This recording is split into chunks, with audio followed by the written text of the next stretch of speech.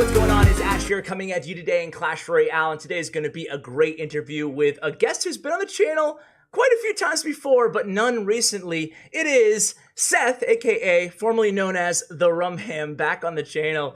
Seth, it's been a long time, man. How you doing? How's Finland? How's Supercell? It's wonderful. We're still in the throes of summer here, so I'm enjoying the last bit of sunlight before it gets dark for like 7 months in a row. But it's great right now. We just shipped the September update, which should be coming to you this week, and really excited to be on the channel and talk about it. Yeah, man, I'm excited to have you. I have some questions from my viewers. There's so much to ask you about between the update, between balance changes, between ladder, between everything. So I just want to jump right into it and start with the update. Start with the new card, Goblin Giant. I always want to go to say Giant Goblin. I always have to pause for a second first. But Goblin Giant, I just wanted to ask you, because you are one of the balance gurus on the team, what do you think about his balance? Now, for me personally, I haven't played him, obviously, nearly as much as you have. But at first, he seemed like super OP and amazing. And then the more I played him, and granted, I've only played like 5 or 6 matches, he seems a little bit maybe underpowered, underwhelming to me, granted through 5 or 6 matches. What do you think of the new card? Do you think he's well-balanced in your opinion? What are your thoughts on him? Well, the ideal spot for any card would be that if you play it at the right time, at the right moment, when you know what's in your opponent's hand and you know they don't have great counters to it, that card should feel like insanely overpowered and good. And if they do have counters to it and they react appropriately, then it shouldn't feel that strong. I mean, that's the case with a lot of win conditions in the game, like Graveyard, which can feel like really strong or sometimes just be countered, you know, pretty easily. And I hope that Goblin Giant falls into that niche where the right deck with the right support can make the most of him, but he's not just a card you can slam into any deck and find a ton of success. There are certainly decks that he's going to be very, very good against and some that he's going to struggle against. And I think that's right where we want the win conditions to be. Love it. Now, in your TV Royale video, great job on that, by the way, you had him in an interesting combo with the Miner, which I really liked, and then he died and the Spirit Goblins lived. What do you think, based on all your playtesting, would be like the best archetype for him? Well, okay, so there's a ton of Giant decks out there, right? Giant kind of goes with everything. Yeah. Like anytime there's a new card that comes out, you're like, you know, Giant Night Witch, Giant Sparky, Giant Double Prince. Like Giant is pretty much the go-to tank for a lot of different beatdown sort of decks. Now, Goblin Giant is just different enough that I suspect some amount of those Giant decks would rather have Goblin Giant over the basic Giant. The ones that strike me as maybe the most likely is the Giant Miner beatdown decks that used to just play Giant like at the river along with Night Witch or something like that. I think Goblin Giant there kind of fills the game plan of that deck a little better. I also think that Giant Double Prince might be interested in having Goblin Giant because a lot of times you would use the double print. You'd like play Giant in the back and then split push by putting the double princes in the other lane. Because Goblin Giant is a bit better by himself, I think those sort of Giant Double Prince decks might like Goblin Giant because he's so much better solo. And he's also a bit quicker, so it's easier to play him in the back and then time the simultaneous attack. Yeah, I'm really looking forward to. That's a good point on the Giant Double Prince or Goblin Giant Double Prince. I'm looking forward to see how it happens or what it looks like in game. My next question for you, Rum, is, or Seth, what do you want to go by nowadays? I don't know. I think Seth works. I think if many moons ago I would have known people were going to call me Rumham to my face, I might have picked a different name. that was a Reddit handle long before I ever decided to Twitch stream or do anything like that. So it is what it is. And I've got a little exclusive info for your channel, is that the Goblin Giant Double Prince theory can be tried out right from day one because Classic Deck is returning to Clan Wars. The Classic Deck battles will return with new and updated decks, and one of them will be a Goblin Giant Double Prince deck. So if you want to try that out, it'll be available for you pretty much day one of the update. Ooh, I like that. Those are my favorite actual collection day modes, the classics, or the archetypes. So I'm really a big fan. So that's good news. Speaking of Clan Wars, quick question for you, quick bonus question, is one thing, I love Clan Wars, but one little thing about it is when you tie, it counts as a loss. Do you have any plans on making that different any time, or is that how it was intended and you're happy with it? We've talked about it, but honestly, you need to win. You got, you know, Gotcha. you got to win. If it's So just not, win, and it's all set. I mean, especially for War Day battles, it's like you either win or you didn't win. Or you lose. That's what we're Gotcha. tracking. You win or you lose. Everything else is a loss. Gotcha. Okay. Next question for you is about balance, right? So, especially acutely in the last two balance changes, not as profound in the ones before that, but we saw for the first time in a while, a lot of cards that previously got a buff or a nerf got the opposite. So, Royal Recruits, Royal Hogs, Valkyrie, etc.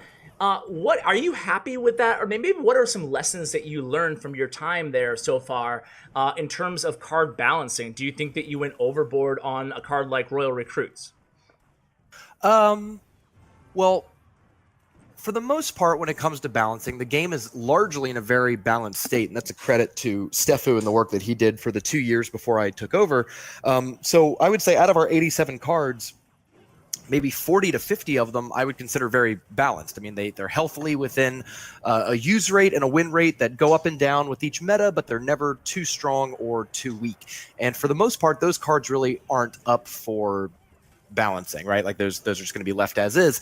So that leaves the remaining chunk of cards. And a lot of these cards are sort of chronically bad cards that have been very, very weak for a long time. And in a lot of their situations, the win rate is like abysmally low. Mm-hmm. So we have seen, as a good example with Witch, that card has been buffed 5% here, 5% there, like a half dozen times over the years, and it's never really made a huge difference in its performance. So at some point you're forced with like, okay, we need to do something dramatic to give this card a niche, to give it a role and a space within the game.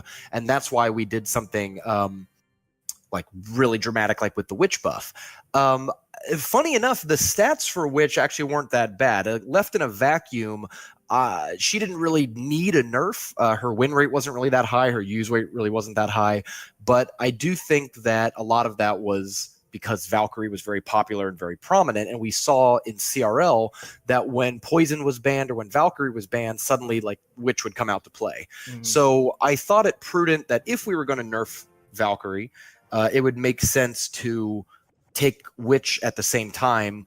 And what I wanted to focus was two things, was that you needed a very specific set of spells to counter her. So by allowing it to be Fireball plus Log, that gave a new option of spells you could use to counter her. And then also, along with the lightning buff, you would be able to lightning her one level higher. So I think those two things were a good way of addressing Witch without hurting the one thing that she is really good at, which is spawning lots of skeletons. Yeah. I didn't want to nerf the skeleton spawning because that's the thing that she does. And to return her to a state of being like a weak wizard didn't seem to be the best course of action.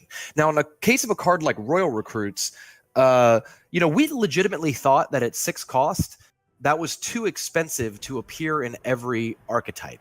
Initially, during playtesting, Royal Recruits started at 8 cost and then 7 cost and eventually ended up down at 6 cost, along with other stat changes as well. It wasn't just the cost that got reduced. Sure. But we went out at 6 cost because we wanted it to be cheap enough that you could use it in decks, but we still thought it would be so expensive it wouldn't appear in every archetype. So we were very surprised that even when it was powerful as it was, but also that it was played in everything. Like Lava Hound decks were squeezing it in, Golem decks were putting it in there, Three Musketeers were playing it, like everyone was fitting it in at 6 cost. And it was so powerful, like the win rates and use rates were so high that I did not feel like simply putting it at 7 cost would solve that problem. There's a lot of times we were watching Royal Recruits dominate a game, and I never thought like, oh boy, if the defender just had one more elixir, this would be a clean defense, right? Like it was a bit more than that. So the 8 cost was a dramatic nerf. I'm not going to say that it was like a small nerf or anything, but the design intent behind that was to make it so that Royal Recruits stood on its own as this very powerful card and was expensive enough that even if it was strong, it would not be easily splashable in other archetypes. So we decided to keep it at 8 cost and instead try to buff the stats to match it, to make it like P.E.K.K.A. or like Golem, these like expensive cards that can really define your whole deck instead of being a splashable defense. One thing that's going to be interesting about Royal Recruits is how the ability to split them 4 and 2 is going to buff them, because that is, I think, a significant buff to that card without changing any stats, because now you'll have these options of like, 4 royal recruits can often be a very viable defense. So before it was like you had to spend 8 and be willing to have only half of that defend and the other half was just going to go attack. But now there's going to be times where if somebody comes in with like Hog Rider plus Goblin Gang, putting 4 recruits on one side is a lot of damage, and that's only 1 more elixir than the actual Hog Rider Goblin Gang attack, and you'll have a pretty decent counterattack on both sides. So we'll see how that buff goes along with the damage buff, and hopefully find a good niche for royal recruits. But the good news is that even if they do become strong, I don't think that they'll be in every deck archetype like they were before. Yeah, it's a solid answer. And it's just going back to kind of, and I think the recruits, I have a sneaky suspicion that actually will be used now at 8 Elixir with that buff. And, actually, I could ask you about those cards for days and days, and we'd be here for hours. But I really want to move into a really popular viewer question for you. And I'm sure you can see where I'm going here, Seth. It's the ever so popular Elite Barbarians and Royal Giant, right? Let's talk Elite Barbs and RG for a sec. First off, I don't even know where to start. But first off, answer me this. Like, at one point in time, like 6 months ago or so, right around the time that you came on board with Supercell, I think it was Tim or somebody mentioned that there was potentially going to be a Royal Giant buff coming in the future. We still haven't seen that. But I want to ask you about the buff, and if the rumors are true, why, and what is your thoughts? Like, elaborate more on both of those cards, and just especially the damage that they're doing to people on ladder in the 3,000 to 5,000 trophy range. Sure. Well, we are currently working on a Royal Giant. I don't want to say buff because I would say it's more of I was rework. bracing myself. Well, it is a buff in a way. Like, ideally, Royal Giant would be like 10% better because its use rates in challenges and its win rates in challenges are really abysmal. Like, they're not where you want them to be for a win condition. And even on ladder, even though Royal Giant is typically thought of as like a ladder terror, there's only one gap, 4,000 to 4,500, where Royal Giants even meet an average use rate. At every other section of the ladder, they are below average use rate. Not a particularly strong card, and as most people will attest to, you only see like level 12 and 13 Royal Giants. It's not like you're playing against even equally leveled Royal Giants, whereas you might see an equal level Hog or whatever at the same. Yeah, they're only good if range. over leveled. Correct. And then they're annoying. So Royal Giant is a problem because even though it is not a very good card, it is a very frustrating design. So while I want to make it something like 10% better, it's not a card that we can just be like, 10% more health, all done here, because it doesn't solve a lot of the underlying problems with what makes the card so frustrating. So we've been working on a rework that is going to change multiple stats at the same time and hopefully allow it to be a more powerful card if unanswered, but giving you more opportunities to answer and defend against it so that it doesn't feel like it's really oppressive and just locks onto your tower right away and is one of those cards that's just really, really frustrating to deal with. That could be coming before the end of the year, ideally, because we've been testing it a lot. We're handling it very delicately because, of course, we know Royal Giant is a controversial card, but that's something that could be coming by the end of the year. Elite Barbs are in a little bit of a different spot because even though they are also not very good in challenges, they are very popular on the ladder. They're called Angry Barbarians in the game code, but the Elite Barbarians, Elite Barbarians are one of the top 10 most popular troops on the ladder, and actually, I think one of the top 5 or 10 most popular cards to upgrade in the whole game. So it's weird. That's not weird. It's just because they're very popular, there's less desire to go out and find a way to buff them because they're already seeing a lot of play. Whereas Royal Giant is both weak in challenges and increasingly unpopular on the ladder. So that seems like something that needs more of an instant fix than something like Elite Barbarians that even if they're not great in challenges, they're still seeing a ton of play. Is it your view, Seth, that every card in the game should be viable? Meaning that, like, a card like Royal Giant or Elite Barbarians, they're looked at as skillless cards, as simple and frustrating mechanics. Would you be happy just nerfing those cards or keeping them low, or is it your kind of fundamental belief that every card ought to have a chance to shine in the game at tournament level standard? Every card should be viable, but that doesn't mean every card should be equal. Okay. So what I mean by that is, even if we had some wizard genie, super matrix algorithm come and make every card exactly numerically balanced, that doesn't mean that players are going to use them in equal amounts. A card like Clone or a tower like Bomber or Bomb Tower, those cards will always be less used than other cards simply because they're a little more niche or they have these kind of glaring drawbacks like can't attack air. Some cards like Miner are very unique in what they do and provide a new win condition that they're always going to be overrepresented simply because there's nothing that can really do what Miner does. So ideally, every card would have a niche, but I do think it is okay for cards to, for example, only have a 2 or 3% win rate if the, I'm sorry, 2 or 3% use rate if the win rate is healthy. So we actually see a lot of cards like that right now that are not that popular, but are pretty strong. Like Hunter, I think, and Bowler fall into those categories where they're not that popular, but their win rate is very healthy. And the decks that like to run Bowler are like happy with Bowler, and same thing with Hunter. So like I don't really see buffs for either of those two cards coming on the horizon, even though they're not as popular as other cards, simply because they are good within their niches. And in the converse is something like Hog Rider. We see a lot of requests to nerf Hog Rider, but I swear on my life, Hog Rider has like the lowest win rate out of the top like 20 most popular cards in the game. It's one of those things where it's really not that strong. It's just that it's very straightforward, it's very direct, it's very easy to pilot. So even though I do believe Hog Rider is a balanced card, it's always going to be a bit more popular than its power level would entail, simply because of how friendly it is to play. Yeah, I totally agree with that philosophy as well, and especially comparing cards like Hog Rider. I too think Hog Rider is balanced despite the use rates. But circling back, final question on Elite Barbs in Royal Giant is specifically, although I do agree with you, 100% on Royal Giant and Elite Barbs. Both of them really kind of suck at tournament level standard.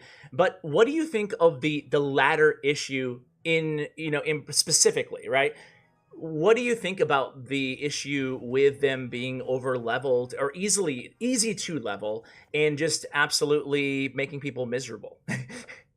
Is there a way to fix it? Oh, yeah, overleveling is something we talk about a lot, but truthfully, that's not a balance problem. That's an economy problem. So we can solve those in very different methods. So since the game has come out, if you have open chest, you are getting cards distributed equally. You're getting an equal distribution of pretty much every card that comes out of your chest. Well, we've always, up until very recently, given out way more commons and rares than epics or legendaries. The last update, the one where we restructured the magical chest and the golden chest and all those things, was designed specifically to give you less commons and more epics and legendaries to try to balance out that ratio. And on top of that, card requesting has been the only way for you to really manipulate the cards in your collection and accelerate some cards faster than others.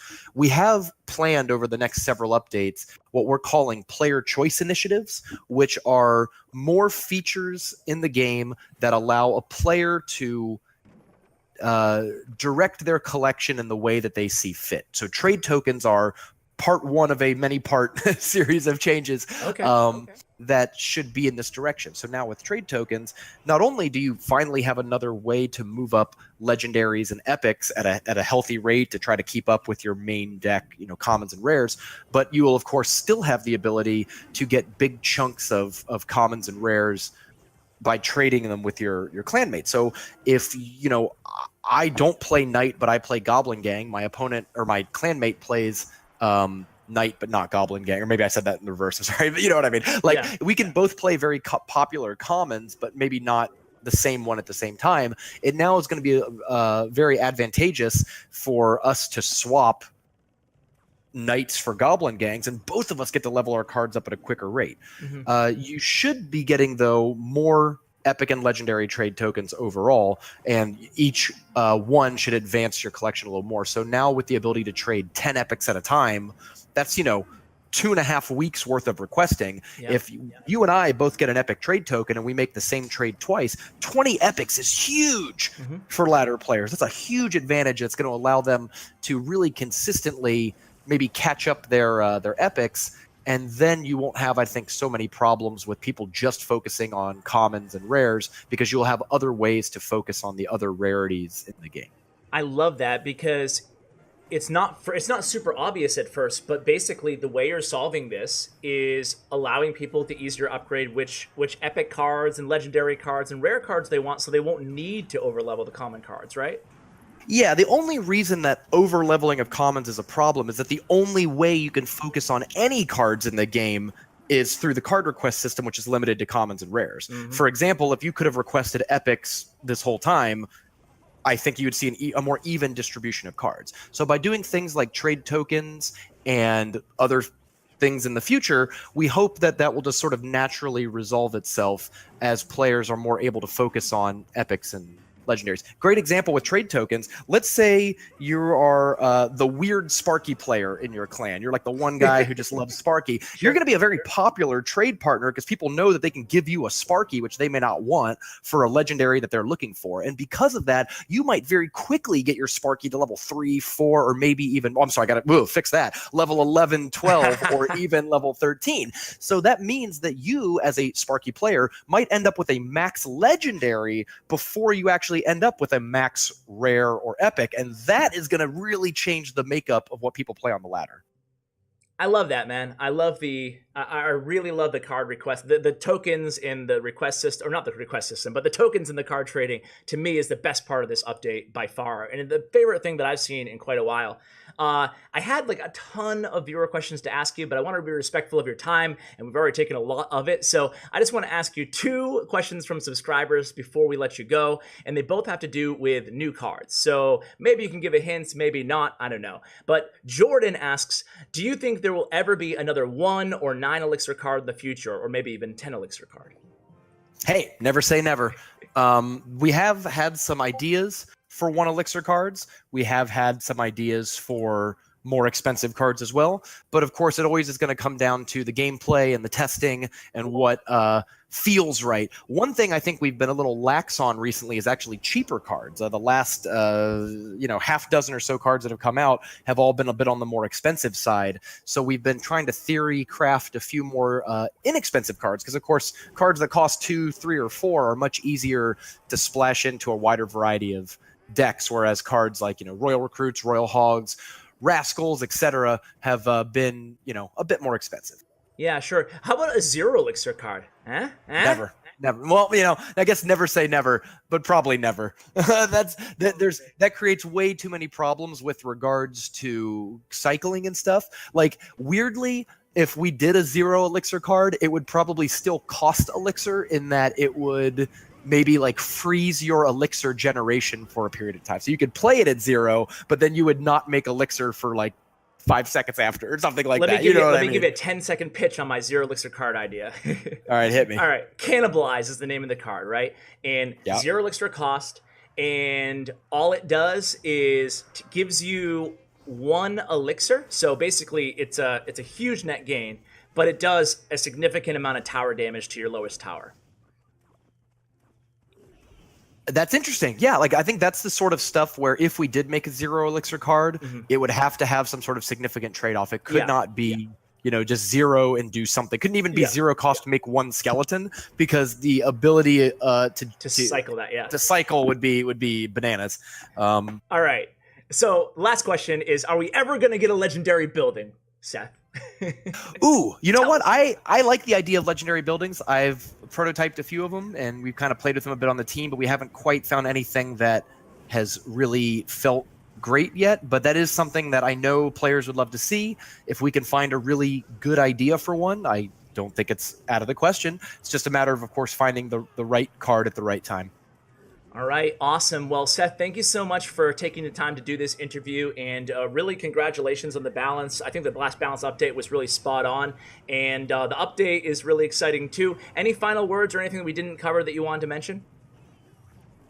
Oh, I actually, when we were off camera, you were asking me about the Valkyrie change and the kind of thought process behind that, so I think that's an easy one to address. Yeah, let's tackle it. I think the question was around, like, how do you decide which stat to nerf or buff on a given card? Yeah, so with Valkyrie's an interesting case, because the most common thing that people said was, reduce her hit points. But what's interesting is if you look at Valkyrie's hit points per elixir cost, so the amount of health that she has per elixir cost, Knight has a much higher amount. And even so, certainly before the big buff, Knight had a much higher ratio. And even after getting 7% more health, Knight still gets more elixir for the health cost than Valkyrie does.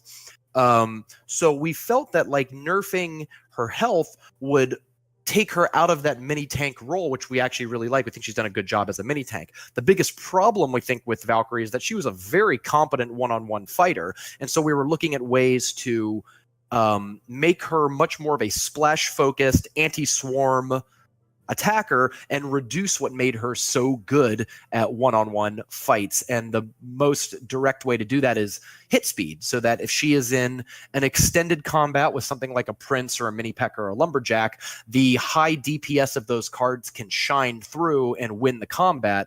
Valkyrie was swinging so fast that she was basically hitting very hard and as quick as a one-on-one fighter, which made her a pretty good duelist. I also think that putting her hit speed up higher creates more separation between her and Dark Prince. You've got Dark Prince at 1.3 hit speed and Valkyrie is at 1.4, so it really sort of blurred the lines between them and made them similar. Now you have Valkyrie doing a 360 attack, but at quite a bit slower swing rate than Dark Prince, who only hits in an arc but a bit quicker. So I think this is a kind of our ongoing job, is to make sure that not only is every card balanced and strong, but that there's enough disparity between different, similar cards that fill the same role. They need to be different enough that a deck really goes, well, geez, do I want to play Dark Prince or do I want to play Valkyrie? And they have these trade-offs in stats. I like that. So clear wins between different cards of the same class. And it sounds like when you're going to nerf or buff a card, you're actually looking at, okay, what is the problem here? Or what needs to be better? Like, what specifically about the card that makes sense? Is that kind of the gist? Yeah. I mean, of course, the goal is not to reduce Valkyrie back to the dustbin, right? She didn't see really any competitive play for about a year prior to her buff. I think from the time that Bowler was launched and the original Trifecta deck died to the most recent big buff that made her popular again, she was more or less non-existent in tournament play. And so the goal isn't to make her very popular for 3 months and then make her extinct again. We just want to bring her back down to where she's about as popular as Ice Golem and Knight, and there's a nice balance between those three cheap mini tanks, and you have to decide, which one do I want to play. So right now, obviously, Valkyrie has been much more popular and powerful than the others. So the goal is to do a significant enough nerf to actually make a dent in those numbers without being too much and overdoing it. And I think it's really difficult because the game is largely very balanced, and it's very easy to take a card from hardly not used at all to be very, very popular. I mean, we just saw that with Royal Hogs and Cannon Cart. Those cards were literally bottom 5, bottom 10 in use rates, like talking 1% use rates in the game. And we did relatively small buffs. We didn't take the damage up at all. We didn't, with Royal Hogs, we just made the first hit go a bit faster, and it jumped it from a bottom 5 card to a top 5 card, right? So it's very, very tricky to not overdo it. And I think that's why you're seeing with the monthly changes sometimes iterative moves where we'll buff a card and see how it goes, then either buff it or nerf it again, trying to find that sweet spot middle ground. Well, thank you again for the explanation, the clarification on all these topics, Seth. Really appreciate it, man. Yeah, thanks for having me on the channel. It's always fun to be here, and I hope you guys all enjoy the September update. I'm really excited about all the features and the balance changes. I'm hoping that the new meta is very, very exciting, and of course, get out there into your clans and start trading. I personally am opening up Rumham's Log Emporium, slinging logs to my clanmates. I've got my level 4 log. I don't really feel like I need a level 5 log, so all those extra logs are on the trade block so I can max out my Mega Knight. Yeah, man. I only have I think 4 legendaries that I need to max out, so everything else is up for grabs. But I can't wait to start trading too, man. And I just gotta give you a last shout out too. It's gonna sound so whatever suck uppy, but it's true, man. But ever since you joined the CR team, Not only has the game just continued to go in a great direction as of late, the last couple updates, but also the communication. I just have to applaud you, man, between Twitter and just coming on channels like this and just interacting in the community. It's been really, really refreshing. And your Reddit posts. So keep up the good work, man, and thank you. Well, I got to say, it's certainly a team effort. I mean, there's so many people who contribute to Clash Royale, even things like the TV Royale stuff. That's other, great Supercell employees who come on over to our side of the office and chip in to help make those things a reality. And of course, there's, infinitely hardworking server engineers, client engineers, data scientists, and of course the community managers, Tim and Drew. It truly is a team effort. You could hire 10 more rum hams and nothing would get done any faster. There's a lot of people actually doing the legwork, and I just come on the channels to talk about it. Absolutely. Well, thank you again for the communication, and we'll talk to you soon, man. Talk to you soon. Bye. All right. Guys, that's going to do it. Hope you enjoyed this interview. Huge shout out to Seth again for coming on. And guys, I hope you enjoyed all the information. There was a ton of it, but let me know what you think in the comments below. Shout out to Brent Chong, my YouTube partner in Stats Royale. Check out their information in the description below. Thank you for watching. And as always, take care, guys.